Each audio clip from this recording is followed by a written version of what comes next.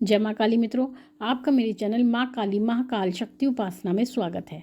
मित्रों, अगर आप मेरे चैनल पर नए हैं तो मेरे चैनल को सब्सक्राइब कीजिए, लाइक कीजिए, शेयर कीजिए। साथ ही नोटिफिकेशन बेल को भी प्रेस कीजिए जिससे मेरी आने वाली वीडियोस का नोटिफिकेशन आपको तुरंत मिल जाए। मित्रों, आज का जो विषय बहुत ही रोचक है। आप इसको ध्यान से सुनिएगा। जब आप इसको ध्यान से सुनेंगे तभी आपको पूरी बात समझ में आएगी। देखिए मित्रों, हम अपने जीवन में कुछ ऐसी चीज़ें होती हैं जिनके लिए कुछ नियम बने होते हैं, लेकिन हम उन नियमों को नहीं जानते और इसी अज्ञानता के कारण हमें कहीं ना कहीं उनकी अशुभता प्राप्त होती है। तो ऐसी कुछ चीज़ें हैं, कुछ ऐसी चीज़ें होती हैं जो हमें पृथ्वी पर कभी रखनी नहीं चाहिए, क्योंकि उनका स्थान पृथ्वी नहीं होता। और अगर हम उन वस्तुओं को कभी भी अपनी पृथ्वी पर रखते हैं तो पृथ्वी उनके भार को सह नहीं पाती, यानी जो उनकी ऊर्जा होती है उसको पृथ्वी सह नहीं पाती है, धरती उसको नहीं सह पाती है।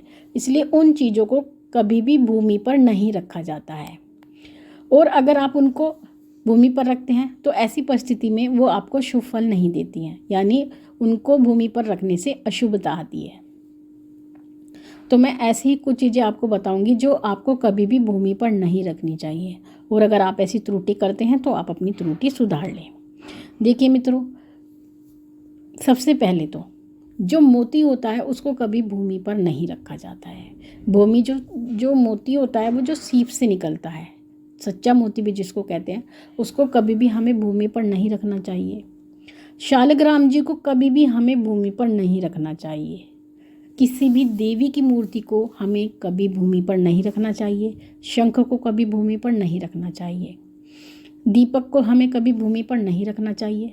कहते हैं दीपक को आसन दिया जाता है, वो आसन गेहूं का भी होता है, वो आसन चावल का भी हो सकता है, या एक पात्र का भी आसन आप दे सकते हैं, या फिर एक कपड़े का आसन भी आप दीपक को दे सकते हैं। अगर आप दीपक को भूमि पर रखते हैं तो जो भूमि होती है वो दीपक का जो ओज होता है, तेज होता है, और जो उसकी गर्माहट होती है उसको भूमि सह नहीं पाती, और इसी कारण से भूमि आपको श्राप भी देती है। तो इसलिए कभी भी दीपक को भूमि पर नहीं रखना चाहिए। हमेशा उसके नीचे एक पात्र हर कोई व्यक्ति रख सकता है, तो इसलिए दीपक को हमेशा पात्र में रखना चाहिए।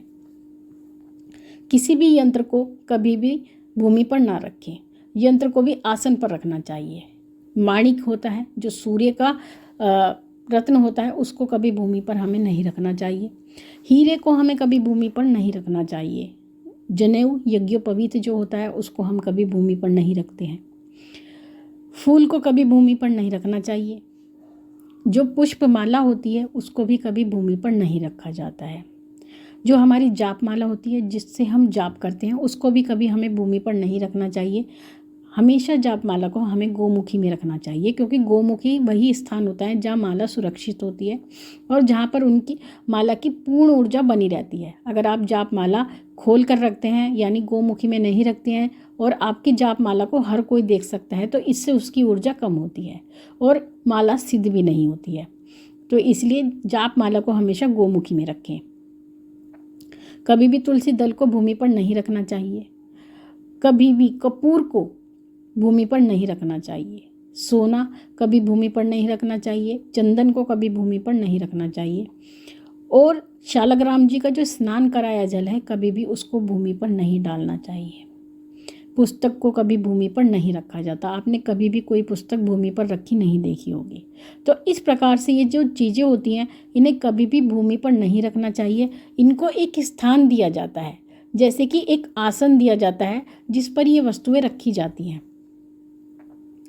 या तो इनको गेहूं पर रखा जाता है, या चावल पर रखा जाता है, लकड़ी के पटड़े पर रखा जाता है, कपड़े के आसन पर रखा जाता है, लेकिन भूमि पर नहीं रखा जाता।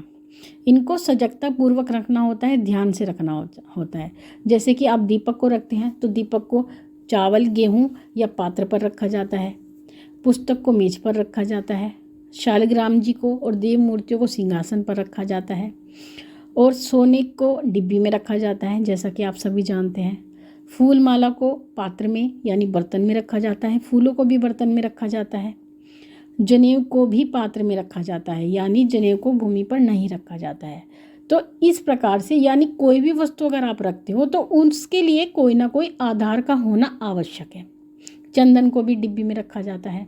कपूर को डिब्बी में रखा जाता है, तुलसी दल को पात्र में रखा जाता है, हीरे को अंगूठी में रखा जाता है, या जिस भी गहने में वो जड़ा जाता है उसको उसमें रखा जाता है।